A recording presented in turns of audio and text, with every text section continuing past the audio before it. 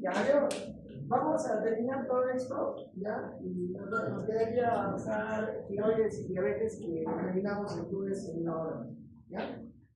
Luego hacemos los cálculos, unas 2 horas más virtual y ya está, ¿ya? ¿Cuánto ahorita lo decimos? No quiero El martes, ¿sí? Ya. ¿Dónde nos hemos quedado? Ya, pues acá tenemos. Ya. Entonces, miren, escuchen, la piedra angular del tratamiento de los osteoporosis son los bifosfonatos. Esos son los de elección, la piedra angular de los osteoporosis son los bifosfonatos, ¿ya? Los bifosfonatos son moléculas similares al ácido pirofosfórico. Tienen 2 fósforos, ¿no?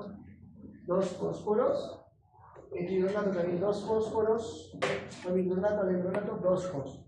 Son similares al ácido pirofosfórico, esos fósforos. Lo otro, hemos dicho que hay de primera generación, ¿ya? Hay de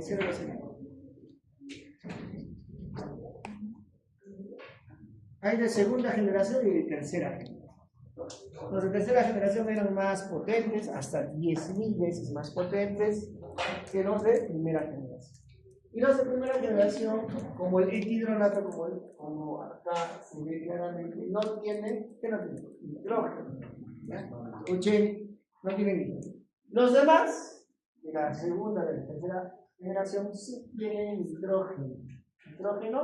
Nitrógeno, NH2. ¿No? ¿Ya?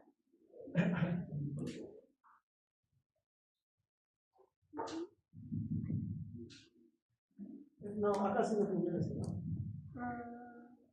Salió de la planta ya. ¿Ya?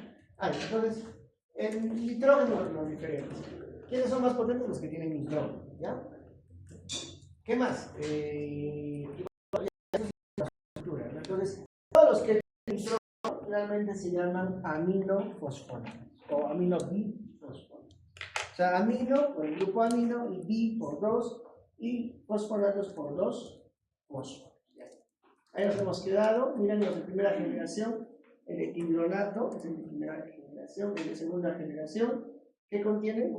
Que contiene nitrógeno. ¿Ya? Y son más potentes que los de primera generación. Ahora los de tercera generación, ¿cuántas veces más potentes que los de primera? 10.000 veces más potentes que los de primera generación. Y los de segunda generación son 10 veces más potentes que los de primera generación. Entonces los de tercera generación son los más potentes, hasta 10.000. A este famoso ácido soldihidrónico, ¿no? Ya, miren, cuando se administra por vía oral tienen poca biodisponibilidad, ¿ya? Los bifosfonatos, poca disponibilidad. Todos los bifosfonatos tienen poca disponibilidad por vía oral, a través del tracto gastrointestinal, ¿ya? Y miren, la mayoría está asociados, no la mayoría, sino sobre todo el ethidronato, que es de primera generación, este ethidronato, está relacionado a daño del tracto gastrointestinal, o sea, úlceras, irritación del tracto gastrointestinal, irritación esofágica, irritación gástrica, etc. ¿Ya? Y se recomienda tomar, en todo caso, si produce eso con los alimentos o sin alimentos. Con los alimentos, de una manera para paliar esa irritación gástrica producida, sobre todo por los de primera generación, como el ethidronato. ¿Ya?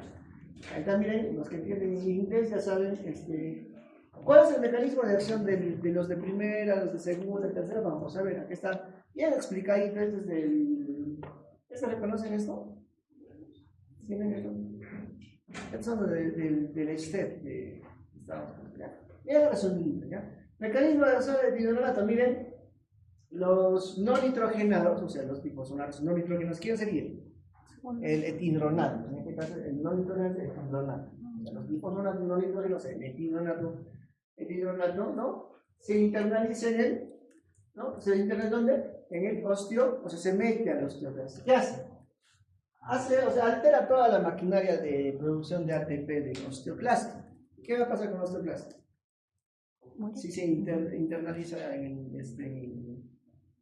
el osteoclasto. ¿De qué viven las células? ¿Cuál es la energía del osteoclasto? ¿O de la célula? Recuerden además, es importante que el osteoclasto tiene una serie de, como les digo, de estos, como en guantes de dedo, ¿no?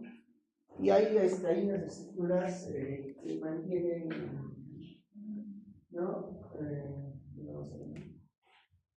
¿Por qué tiene esa forma? Porque tiene unas microfibras bien pequeñitas que mantienen la tensión a ese nivel, como patitas, dándole como patitas al osteoclasto. Además, recuerden que también tiene, el osteoclasto es un multi o uninuclear. Es multi, ¿ya? Entonces, los de primera generación, ¿qué hace? El de primera generación se mete ¿a dónde? Se mete en el osteoclasto y altera todo el proceso de síntesis metabólica de ATP. Entonces, el dihidrogenato se mete, ¿no? Y va a anular todo el proceso metabólico, de tal manera que el osteoclasto ya no sirve. ¿Y qué va a inducir? Apoptosis, ¿no? Finalmente, esto se induce en apoptosis, ¿no? Eso es de primera generación, ¿no? Entonces, alterando el metabolismo del osteoclasto, hace que esa zona no sirva y finalmente induce apoptosis, ¿no? O muerte celular producción. Eso es en cuanto a la primera generación. Los de segunda generación, ¿qué hacen? ¿Ya? Los de segunda, tercera generación contienen nitrógeno. ¿Ya dónde estábamos?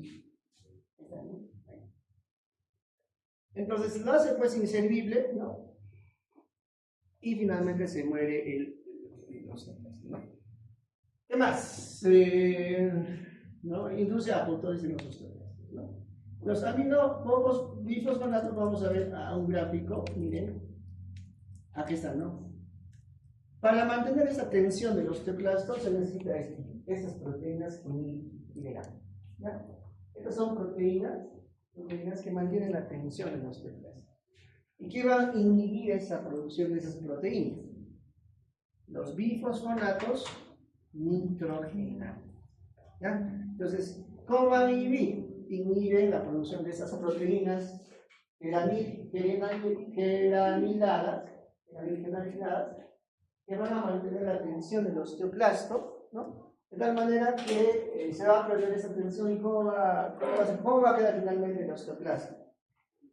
Sin esa tensión. Entonces, la enzima encargada de producir esas proteínas, ¿no? Que van a mantener la tensión del osteoclasto se llama la farnesil pirofosfato sintética. Entonces, los bifosfonatos nitrogenados inhiben la enzima farnesil pirofosfato sintetasa directamente e indirectamente va a inhibir la producción de proteínas. En general, ¿cómo se llaman esas proteínas que van a mantener estos igual? Sí, pero hay otro término más general. El citoesqueleto de los osteoclastos, que es muy importante, ¿ya? Entonces, esa es la diferencia con los de primera generación. Primera generación, se mete el osteoclasto, altera el proceso metabólico de síntesis de ATP, metabolitos, induce apoptosis.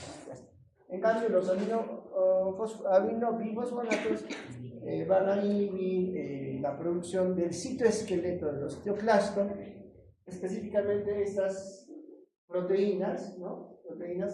Y va a perder la conformación, ¿no? Miren, pierde la conformación de los osteoclastos, porque están llenos de guantes, se vuelve todo liso, ¿no? Entonces pierde la conformación y finalmente el osteoclasto ya no sirve, pierde su función y se destruye, ¿no? Entonces aquí está la farnesil pirofosfato sintetasa inhibida por los bifosfonatos nitrogenados, ¿ya?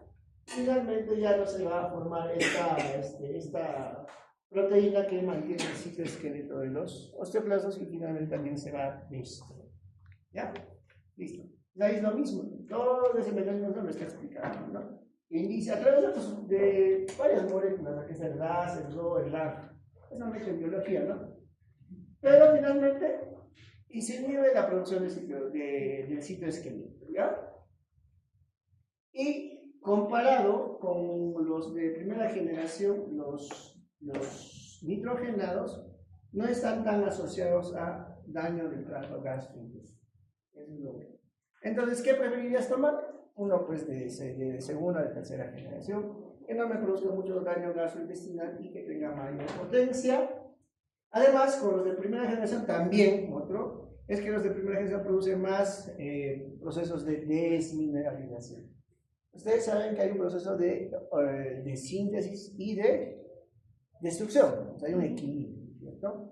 Los de primera generación pueden inducir procesos de desmineralización ósea, y en cambio los aminobifosfonatos no tienen tanto ese efecto de desmineralización. ¿Ya? Usos, ahí están los usos, miren.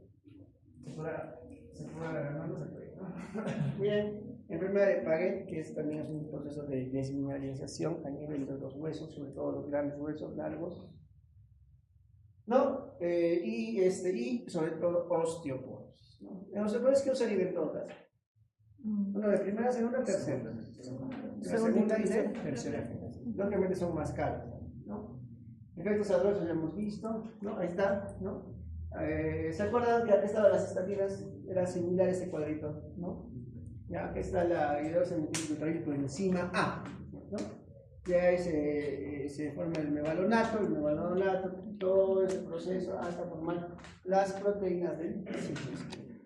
Entonces, esta enzima para la sintetasa está inhibida por los aminobifosfonatos. ¿Ya está? Así que ahorita miren cómo los osteoclastos pierde su configuración, ¿no? Lo que está con una gran tensión superficial pierde su configuración y finalmente se destruye y pierde su función. Primero pierde su función y luego se destruye. ¿Ya?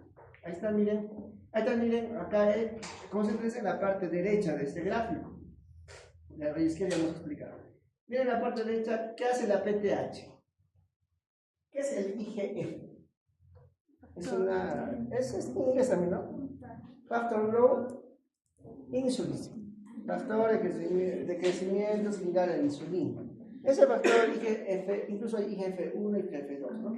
Ese factor el factor de crecimiento similar a la insulina estimula a los osteoblastos para producción de hueso.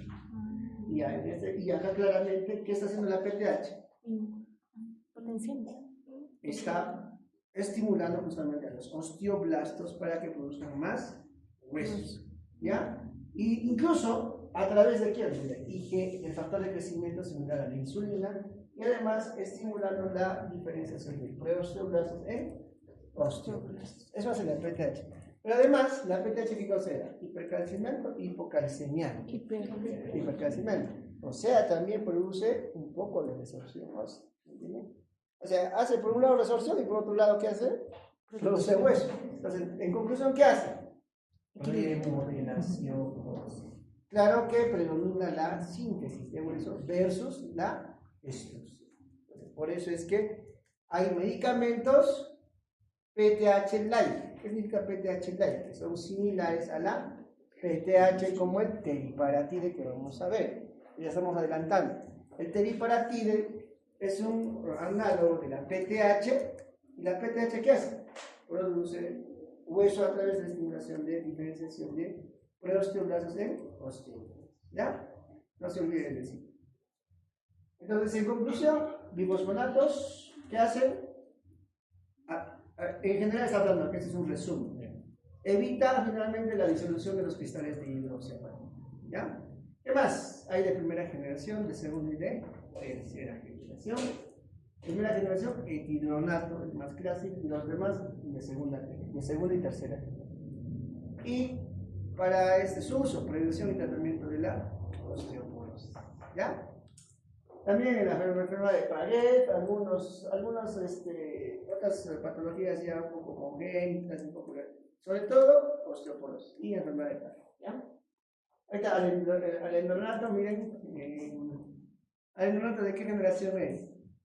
Tercera. ¿De qué generación es? Segunda generación. ¿Ya? Pues miren, enfermedad de Paget Tratamiento y prevención de la osteoporosis. Tratamiento y prevención, ¿ah? Ya, tratamiento y prevención. Prevención en pacientes que tengan factores de riesgo. Miren, 10 o 100 veces más potente que el difenonato, por eso es de segunda generación. Los de tercera eran 10.000 veces, ¿no? ¿Qué más? Esofagitis, úlceras esofágicas, erosiones, como la alimentación oral, no tanto como los de primera generación, pero sí. Contraindicado aquellos con anormalidades que retrasan el vaciamiento esofágico, claro, porque vas a exacerbar todo el proceso de fibrosis, ¿no? Etcétera, etcétera.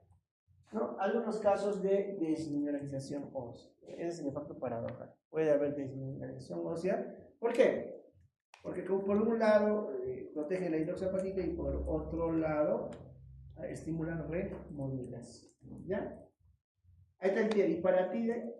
Esta es la letra. Nos vamos un poquito. Mira, este es el resumen específico de este librito. ¿Mecanismo de acción? ¿Qué es el teriparatide? Es una molécula recombinante de DNA. Ya, análoga a la PTH o PTH Light. Cuando ustedes vean un libro PTH Light, ¿verdad? Que tiene casi la misma estructura, entonces compite, ¿no? Es, digamos, es casi similar a la PTH, es un común, compite, ¿no? Por los receptores, ¿no? En este caso, como la PTH tiene este efecto de estimular los preosteoblastos a osteoblastos y formación de hueso, ahí es donde se aprovecha el efecto del teriparatide, ¿ya? Entonces, miren, el mecanismo de acción, ¿no? Es un PTH-like o una molécula análoga a la PTH. ¿Qué más? Y miren, y también hay diferencias, ¿no? Entre tratamiento por día y tratamiento continuo, ¿no? Entonces, vamos, eso es importante, miren esto. Cuando se da PTH solo una vez por día, ¿qué efecto tiene? Formación ósea, o sea, un efecto anabólico, catabólico. Anabólico. En cambio, cuando tú das infusión continua, ¿qué pasa? Aumenta el número y la función de los osteoclastos. Si aumenta el número y función de los osteoclastos, ¿qué va a producir? Resorción, ¿no? Entonces, por un lado, aumenta formación ósea y por el otro lado, destrucción ósea. Entonces, ¿qué significa eso? Remodelación. PTH está relacionada siempre a remodelación ósea. Entonces, las dosis recomendadas para formar hueso es una vez por día. En cambio, infusión continua, más bien puede producir ¿qué cosa? Desmineralización o resorción. Entonces, son efectos, otra vez, paradójicos. Por un lado, son dosis dependientes. Tiene que ver mucho la farmacocinética y la farmacodinamia, ¿no? Ya entonces, infusión continua estimula ustedes, ¿no? Dosis, uno por día o dosis unitaria por día, nada más, estimula osteoporosis. Y no se recomienda en menores de 2 años, ¿ya? Luego tenemos acá abajo, vamos a aprovechar denosumab, que es ya, digamos, un biológico que es inhibidor del RAN fluidano. Si se acuerdan del RAN, vamos a ir a la primera parte. Hemos hecho el RAN, ¿se acuerdan del RAN? Ahí está, ¿no? El RAN es un receptor que está en las células preosteoclásticas y se une a su RAN ligando, ¿no? Y esa unión, ¿qué hace? Estimula la diferenciación de ese preosteoclasto de osteoclasto. Entonces, ¿cómo inhibo esa diferenciación? Simplemente inhibo al RAN ligando con el denosumab, que es un, ¿no? Pero lamentablemente en el proceso, como en todo proceso, en la fisiopatología de la osteoporosis, pues no es la única vía, ¿no? Porque finalmente si tú bloqueas esta vía tendrías la cura, ¿no? Porque solo es esta vía. Pero miren, o sea, ¿cuántas vías hay, no? Se tiene que dejar por algún lado, ¿no? Esto. Porque, y además son vías de las que conocemos. Las que no conocemos, ¿cuántas vías más hay, ¿no? Por eso la mayoría de enfermedades, hijos, ¿se curan o se tratan? La mayoría de enfermedades se tratan, se controlan nomás, ¿no? La hipertensión no se cura, se trata. Diabetes, igual, hasta el momento todavía se trata. Son los que tienen una sola causa, se curan. Por ejemplo, el cáncer de cervix ya está identificado. ¿Quién lo produce? ¿Quién lo produce? Cáncer de cervix. Chao, chao. Pero en estas patologías no, acá hay muchas vías moleculares. que están implicadas es complejo, ¿no? Por eso hay resistencia, ¿ya? Pero en general, los de elección para tratar siempre los separados bifosfonados, ¿ya? Tanto de segunda o de tercera generación. Para países como nuestro, segunda generación se usa bastante. Para otros países americanos, tercera generación. Acá está viendo otra vez el PTH, que produce osteoblastos, ¿no? O sea, pero por un lado también aumenta la absorción, entonces hay un equilibrio, produce remodelación, ¿no? Ahí está el teriparatide, PTH light, ¿no? Ahí está, el tratamiento de la osteoporosis, ¿no? Pero no se debe dar con agentes anabólicos, ¿no? Porque también produce, ¿tendrá un efecto anabólico el teriparatide o no? Y claro, ¿no? Porque produce o estimula los osteoblastos como un efecto anabólico, ¿no? Con agentes anabólicos probablemente tenemos una interacción, o sea, aumentaría la potencia de los agentes anabólicos, ¿no? Aumenta la formación del hueso nuevo, el uso de la resistencia a menos de 2 años, ¿no? Más de 2 años tiene efectos colaterales como la desmineralización, ¿ya? Y no debe usarse en pacientes que tienen mayor riesgo inicial de osteosarcoma, porque el teriparatide, como es anabólico, puede aumentar la diferenciación del osteosarcoma, ¿no? Como lo que han hecho, pues cualquier tumor que ustedes vean, antes de dar terapia hormonal, tienen que ver si responde a esa hormona, que le aumenta de tamaño, ¿no? Es lo mismo. El denosumab, ya el denosumab, ¿qué cosa es? Es un inhibidor del RAS ligando. Entonces aquí está más bonito, ¿no? El denosumab es verde, la receta del denosumab. El RAS ligando, el de rosado, ¿no? El RAS es el receptor, ¿no? Cómo se une su receptor a su RAS ligando y se diferencia en osteoclasta. Pero eso no va a pasar porque no se va a unir, ¿no? ¿Quién va a intervenir en esa unión? El denosumab, ¿no? El denosumab y ya está. Además, había otro, ¿se acuerdan? La OPG, la osteoprogesterina, que era un inhibidor natural, ¿no es cierto? También. No, pero en este caso el denosumab impide la unión, ¿no? La unión del RAN con su RAN ligando, y finalmente, ¿qué va a hacer? No se va a diferenciar el preosteoclasto en osteoclasto. ¿Ya? Ese es un mecanismo de acción. Acá es lo mismo, más de lo mismo, ¿no? Ya está. Hasta ahí osteoporosis. Ahora vamos a hablar de oxitóxicos, ¿ya? Oxitóxicos. ¿A qué va a poner la relación los oxitóxicos? A la oxitocina. Pero no vamos a hablar de la oxitocina que nosotros producimos, ¿no? ¿Nosotros producimos la oxitocina? Sí, que es una oxitocina natural. La oxitocina externa sintética es una análoga de la oxitocina, es similar. Se buscan los efectos sobre todo a nivel uterino. A nivel uterino produce contracción uterina, por eso se usa oxitocina. Ahora, no es una clase de ginecología, ¿no? Pero la oxitocina tiene efectos colaterales, puede producir hiperdinamia uterina, no es muy frecuente, pero sí se describe, y también puede producir taquicardia e hipotensión también. Ahorita vamos a ver. ¿Sobre qué receptores actúa la oxitocina? ¿Qué receptores creen que sean? Receptores de oxitocina. Vamos, miren, dentro de los oxitóxicos, clásicamente vamos a hablar de la oxitocina, pero no solamente la oxitocina es un oxitóxico, sino hablamos de las prostaglandinas. ¿Se acuerdan? ¿Qué prostaglandinas? Una famosa que les he dicho, que se usa para abortos, el Citotec, misoprostol, ¿no? Que es un análogo de la prostaglandina ¿ya? E1, ¿ya? Finalmente es un análogo de la prostaglandina que estimula también la contracción uterina, es otro oxitóxico. Alcaloides derivados del cornazuelo, de centeno, que es la ergotamina, vamos a hablar. Otros agentes, por ejemplo, estrógenos, hormonas, relaxina, óxido nítrico, antiprogestinas, etc. ¿Qué se usa? ¿Con qué fin se usa esto? Oxitóxico. Uno para aperturar la labor de parto, sobre todo en los embarazos a término o en vías de prolongación, ¿no? Hay una indicación. La oxitocina, vamos a repasar un poquito la oxitocina natural. ¿Dónde se produce? Son hormonas hipotaláricas, oxitocina y vasopresina. Aquí está, miren, aquí está.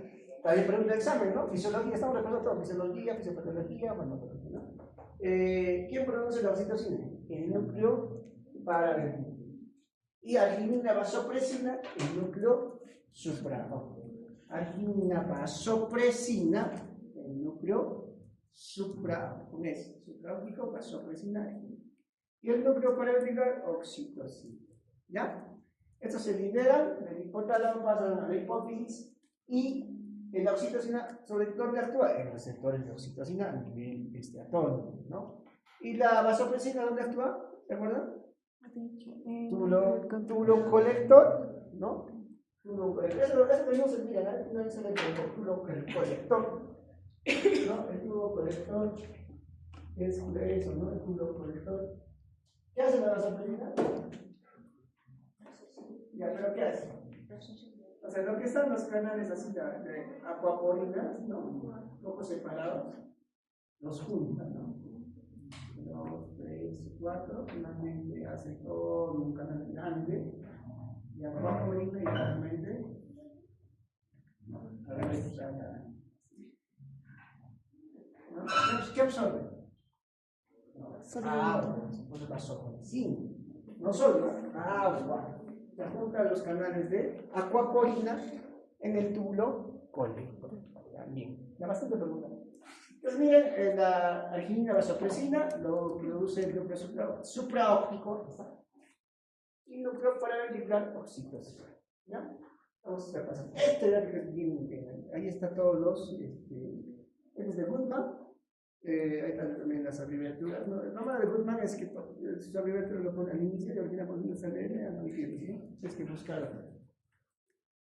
Miren, aquí están los oxitóxicos y también los tocolíticos. Así como hay oxitóxicos, fármacos que van a estimular la contracción uterina, hay tocolíticos. ¿Qué significa tocolíticos? Fármacos que ya también van a inhibir la contracción uterina, tocólisis. Por eso hay las oxitosis dominan bastante, así que no, oxitóxicos tocolíticos, ¿no? ¿Quiénes llaman las cristales para inhibir el parto prematuro? Hasta para el estamolcito, ¿no? Para el estamolcito, después nifedipino, después les dan sulfato de magnesio, ¿no? Corticoides, ¿no? Entonces, de alguna manera es un efecto tóxico. Eso vamos a hablar. Entonces, miren, para la contracción de una célula muscular, en este caso del útero, ¿qué necesitamos? ¿Qué electrolito necesitamos? Calcio, siempre. Calcio. Entonces, ¿quiénes producirán relajación? Aquellos que miden calcio, ¿no? Entonces, acá tenemos, miren, esta es una célula miometrial, o sea, célula de útero, célula miometrial. Y acá está el canal de calcio tipo L, ¿no?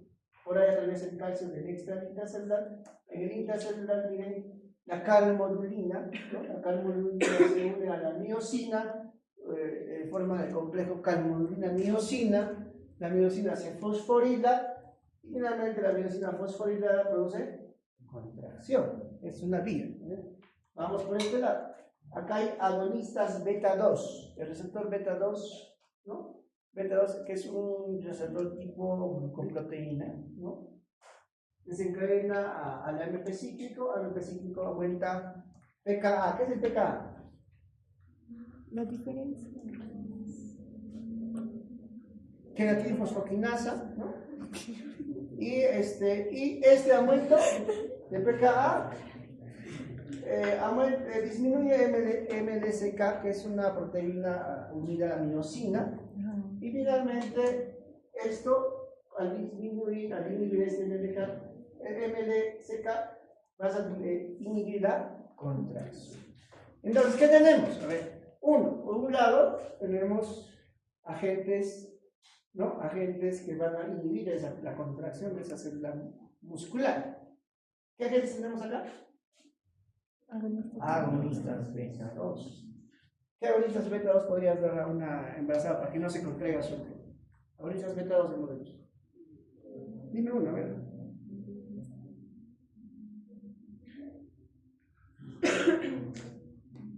Hemos hecho ya agonistas. No, los que terminan pues en dos, ¿no? Excepto pues ya. ¿Misoprosto? No.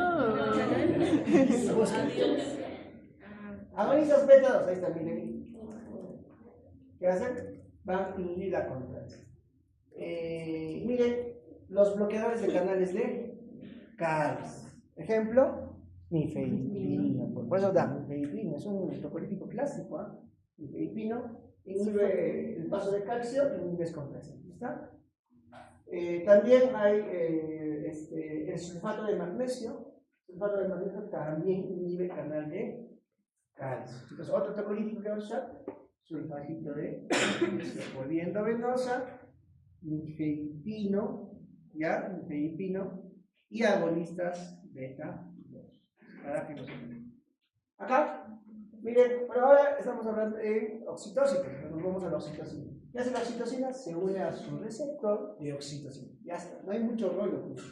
La oxitocina se une a su receptor de oxitocina y va a desencadenar a través del triboinositol, aumentando su concentración de calcio, camomina, miosina, fosfomiosina, contracción.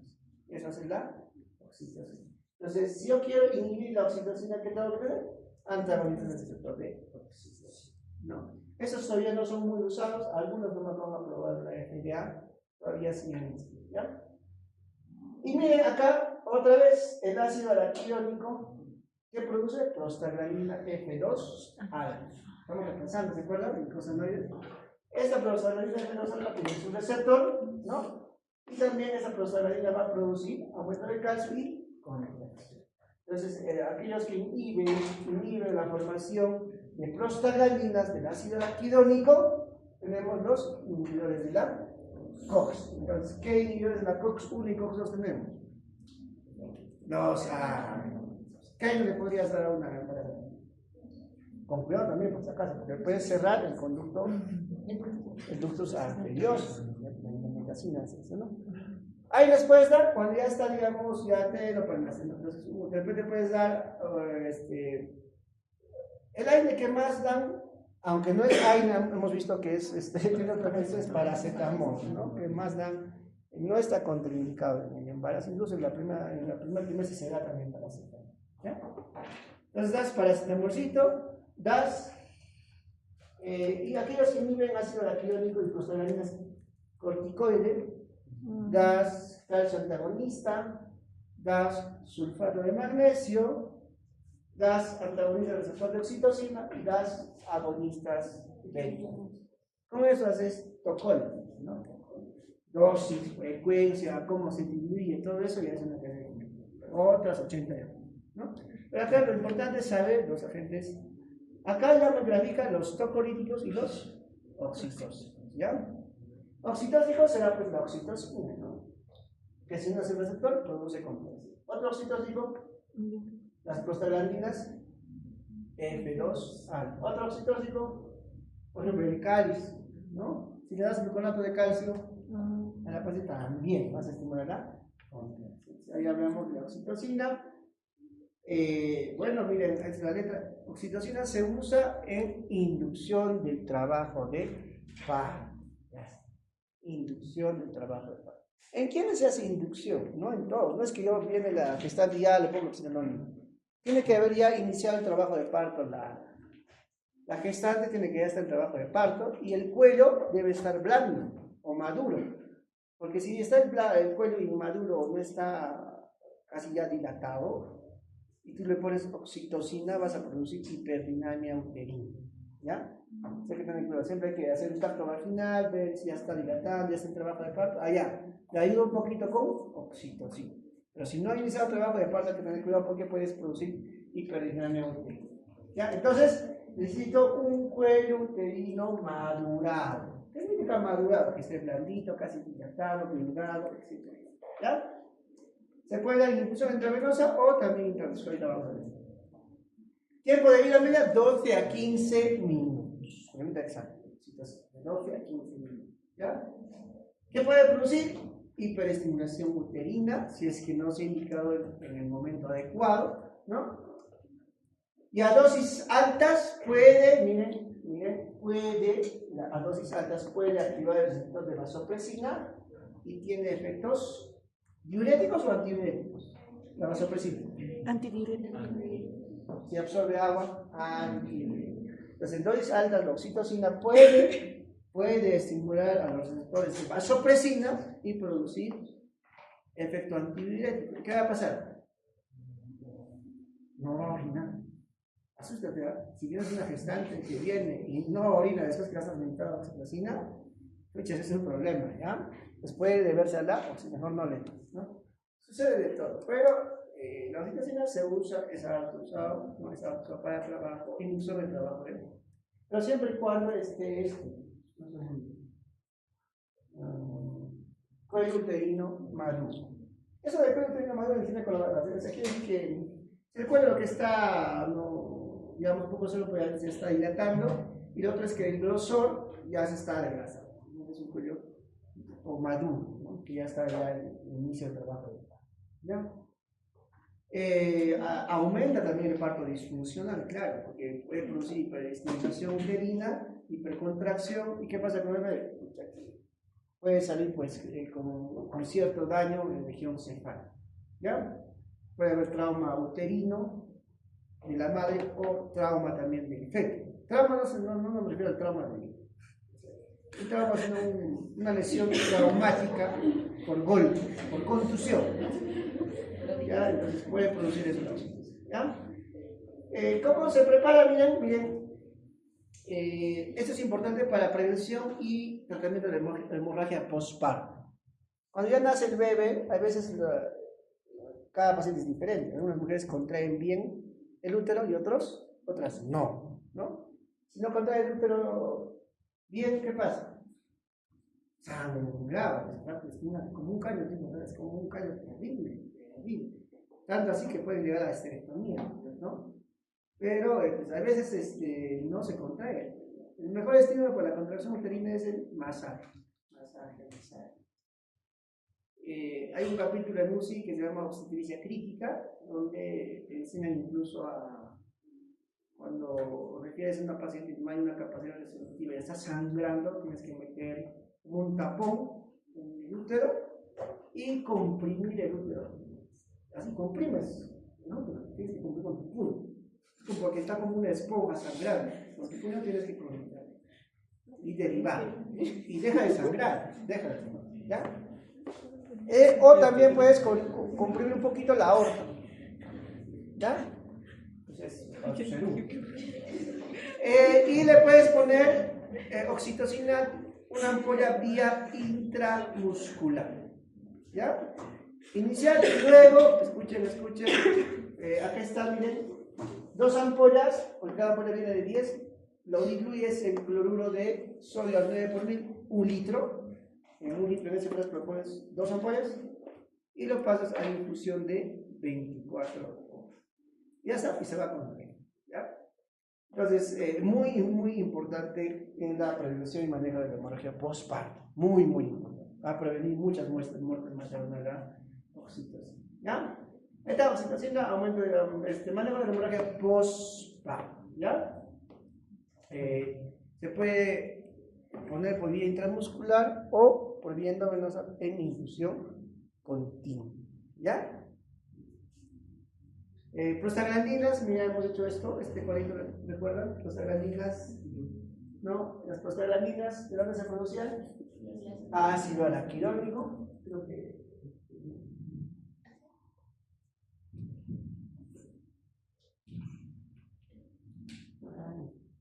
Miren, ácido araquirónico, ¿no se acuerdan? Se activa las vías de síntesis, se activa la vía de la ciclooxigenasa, ¿no? Las COX.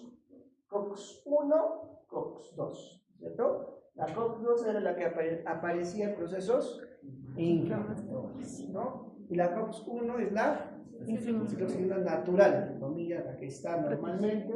Y la COX-1, miren, que producía enzima reguladora de procesos celulares como citoproducción gástrica, homeostasis vascular, agregación hay funciones renales.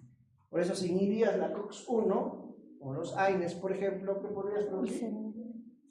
Falla renal, ¿se acuerdan? Si los nefrólogos siempre ponen evitar nefrotóxicos, evitar AINES, evitar antibióticos nefrotóxicos, evitar sustancias de contraste, hidratación antes y después del contraste, etc., ¿no? Entonces, por eso es que los AINES no se recomendaron para pacientes con falla renal, porque vas a dar un chaquetazo, que sea en estadio 2, para pasar estadio 3.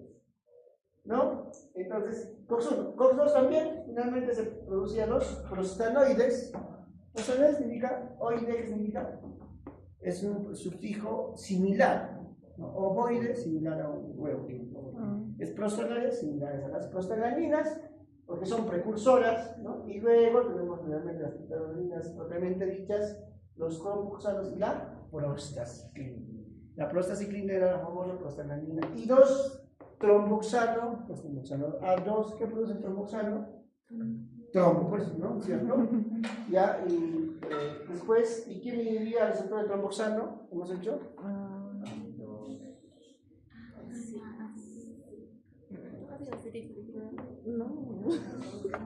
Aspirina, ya, está bien.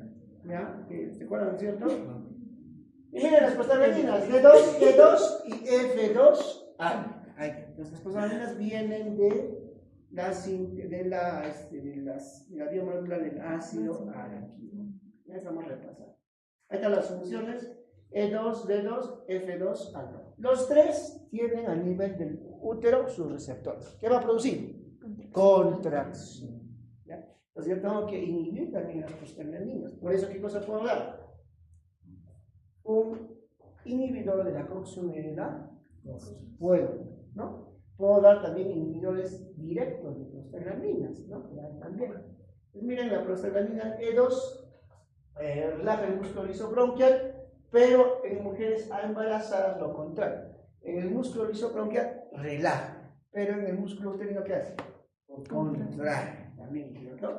Contrae y va a estimular la contracción uterina, ¿no? Pues D2 es la dinoprostol.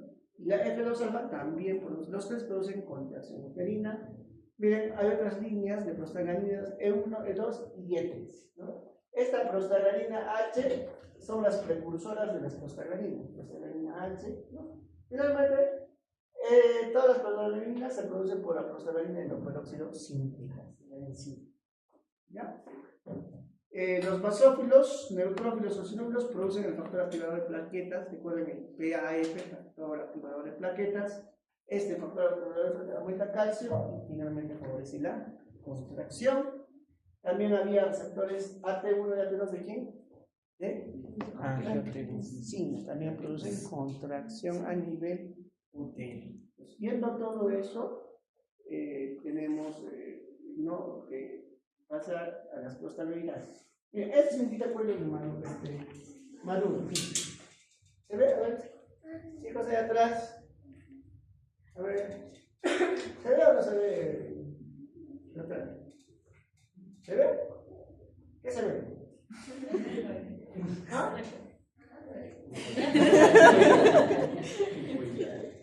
¿Se ve o no se ve? No, no se ve, o sea, no se ve.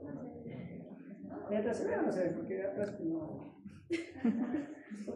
A ver, ¿cómo puedo aprender? ¿Algo?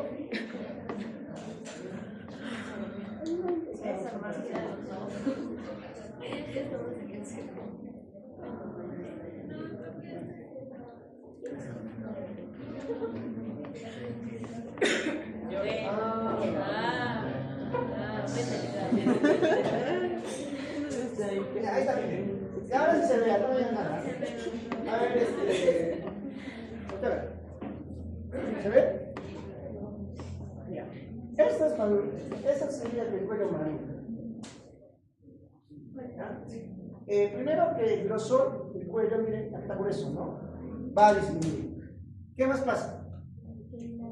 El agujero que se ha cerrado se va abriendo, se va eliminando. Esto es el proceso de borramiento, o sea, maduración cervical, ¿no?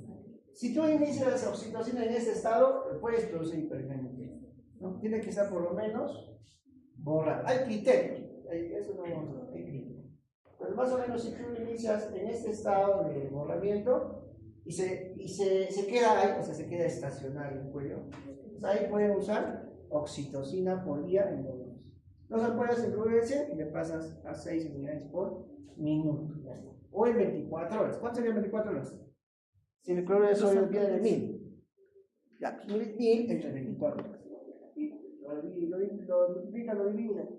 Pues mira, esto, pero tiene que haber esta condición. Porque si haces cuando está cerrado, vas a producir por estimulación. ¿Ya? Y miren, también aquí está. Entonces la prostaglandina E1, el famoso misoprostol.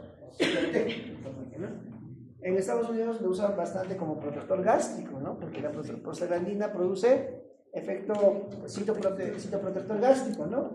Pero está contraindicado en mujeres que vas a producir, ¿no? Ya, entonces, así que cuidado que estén dando para el dolor de estómago, ¿no? ¿Ya? Dinoprostona, prostaglandina E2, 2-dinoprostona con D, y la prostaglandina F2 alfa, ambos van a estimular contracción, pero antes de estimular la contracción van a estimular este proceso de maduración cervical. Eso hace la prostaglandina, el misoprostol. ¿Con qué bien tú pones misoprostol? ¿Por qué pones misoprostol intravaginal? Para que madure. Para maduración cervical, cuello. ¿Qué hace a nivel molecular? A ver, escuchen. A este nivel del cuello cervical hay proteinoglicanos, que son cadenas de proteinoglicanos. Entonces, el misoprostol rompe los enlaces de proteinoglicanos y ese rompimiento de enlaces de proteinoglicanos estimula una reacción inflamatoria que va a desencadenar finalmente en la contracción uterina. Por eso ponen oxitocina y también análogos de prostaglandina. Pero debe haber esas condiciones, ¿ya? Entonces, primero, ¿qué cosa tiene que haber? Maduración cervical. Entonces, lo que hacen los ginecólogos es primero, si no hay trabajo de parto, primerito le ponen un análogo de prostaglandina como el misoprostol para que dilate, madure, y esa dilatación y maduración del cuello envía señales y el útero empieza a contraer. Y después le ponen oxitocina. Y ya está, se desencadena el trabajo de parto, tratando de que sea lo más natural. ¿Ya? ¿Listo? Es en cuanto a las prostaglandinas, hemos hablado de las prostaglandinas ya, hemos hablado de la oxitocina, ¿no? ¿Qué más? Y nos falta los derivados del cornezuelo, la ergotamina. Este es cortito nomás, ¿ya? Estos alcaloides derivados del cornezuelo tenemos alcaloides naturales y sintéticos. Dentro de los sintéticos tienen que recordar la metilenglometrina. Esto, ¿no? Y la otra es la cabergolina, ¿ya? Si yo les pregunto qué es la cabergolina, ustedes me tienen que decir ahí, es un derivado sintético del cornezuelo del centeno, es la cabergolina. ¿Qué es? Es un derivado sintético del cornezuelo del centeno, ¿ya? La cabergolina se usa en las puérperas que pierden sus bebés y les sigue saliendo leche, porque digamos dan a luz y a veces los recién nacidos son prematuros o bueno, fallecen por X motivos, la puérpera sigue produciendo leche, ¿no? Con la estimulación de la prolactina y con la caída de hormonas. Entonces se usa bastante la cabergolina para inhibición de ese proceso de producción, ¿ya? Incluso les vendan. La metilenglometrina, esos dos tienen que recordar en los derivados sintéticos. De los naturales, tienen que recordar la ergotamina. Y de los alcaloides peptídicos y las aminas simples, la ergometrina. ¿Ya? O sea, ergometrina, ergotamina, la metilerigometrina y la cabergotina. Esas cuatro. En conclusión, los más importantes. ¿Ya? Aplicaciones de yo les he dicho la cabergotina. Otro que les he dicho, que les tengo que decir es la ergotamina, la ergometrina y la metilerigometrina ponen también en pacientes con riesgo de hemorragia postparto. Cuando el útero no se contrae y hay un riesgo de hemorragia postparto y el útero no se contrae, puedes poner oxitocina y también estos derivados del consuelo del centeno como la ergotamina o la metilerigometrina. ¿Ya? ¿Qué hace? Contracción uterina. Y está contraindicado, por favor, recuerden, contraindicado en hipertensión inducida del embarazo, porque también produce contracción del músculo liso vascular. Entonces, ¿qué va a producir? Pues, aumento de la presión arterial. Y si tú una puérpera le pones ergometrina y una puérpera está con hipertensión inducida del embarazo, ¿qué va a pasar? Para que desencadena preeclampsia, eclampsia y ahí sí. Entonces, tener cuidado, siempre tener cuidado en los pacientes con hipertensión inducida del embarazo. A nivel del útero, contracción uterina. A nivel de los vasos sanguíneos, produce vasoconstricción. ¿Ya? Eso he visto todavía hace tiempo.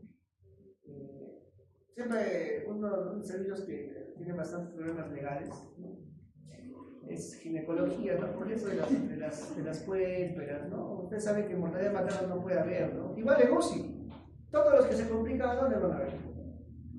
A UCI. Las gestantes que se complican, a UCI. Los neuroquirúrgicos que se complican, a UCI.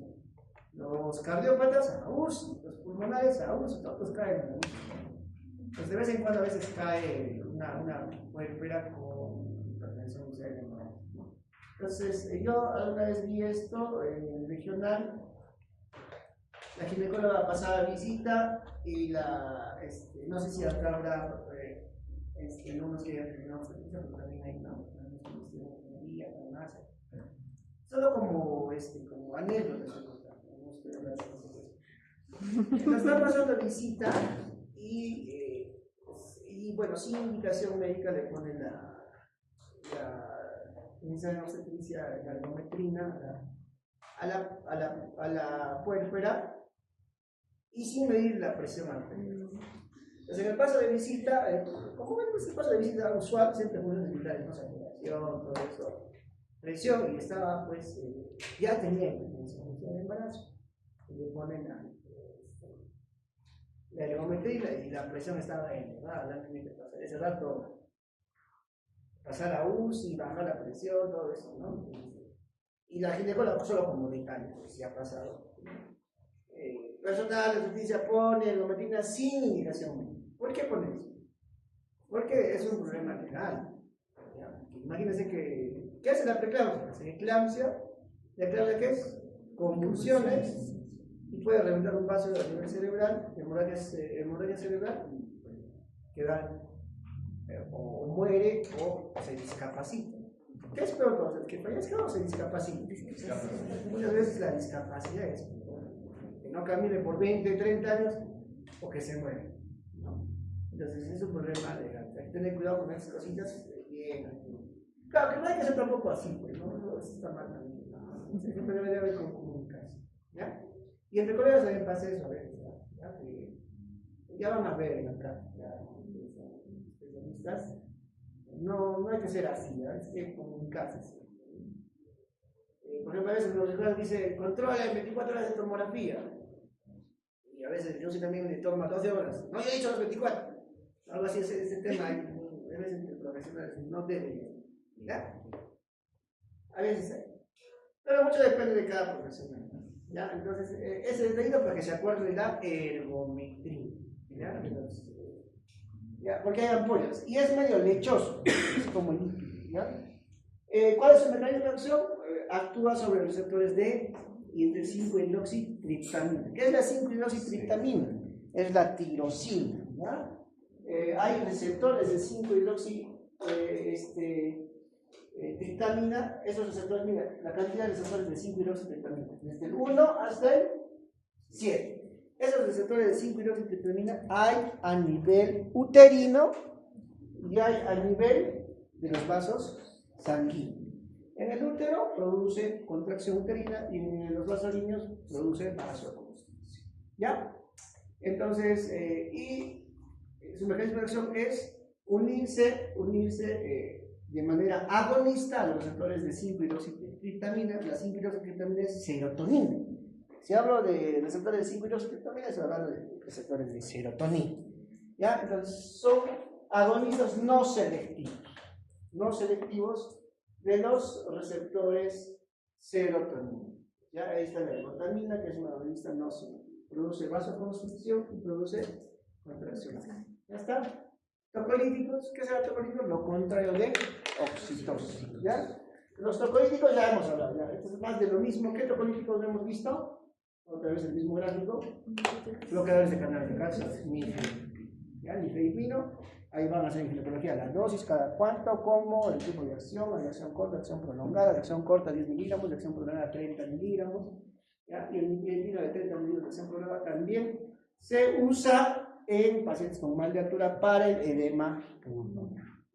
¿Ya? A veces cuando uno termina también sin experto en mal de altura, ¿ustedes hacen mal de altura? ¿Han hecho el tema de mal de altura? Sí. ¿Por qué? Porque edema pulmonar, por altura. Si se te viene a la cabeza, edema pulmonar. Furosemida. No, furosemida no se pone en edema pulmonar por mal de altura. Se pone acetazolamida y nifedipino, porque tiene otra fisiopatología. ¿Ya? No van a poner furosemida, porque a veces los médicos que terminan, como vemos bastante mal de altura, ya furosemida. Y lo peor otra vez, se les dice, les fija y no, nada, pues no cambia. Entonces, la fisiopatología es otra. ¿Ya? Otro tocolítico, sulfato de magnesio, inhibe el canal de calcio. Otro tocolítico, antagonistas del receptor de oxitocina, que no están aprobados todavía por la FDA, algunos. Otros, los inhibidores de la COX o los AINES, ¿no? Metamisolcito, por ejemplo.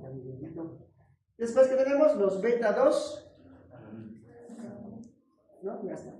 Ahí está lo mismo, todo lo que ves escrito en ese gráfico está en letras, ¿no? La indometacina, ¿qué es? Es un AINE. Pero la indometacina hay que tener cuidado porque es estimular el cierre del ductus arterioso. ¿Ya? Y no debe pasar eso, si no va a haber una mezcla de la. Ya, entonces, tener cuidado. Antes se usaba bastante indometacina, hoy en día ya no se usa, ya se usa menos, ¿no? Ya está, hacemos. ¿Listo?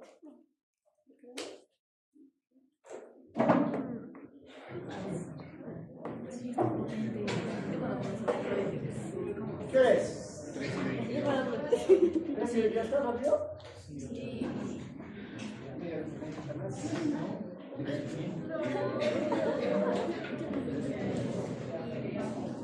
Ya, ¿alguien me ayuda a tarde, chicos, por favor? A ver. Tarde. Saldívar. ¿Saldívar o Saldívar?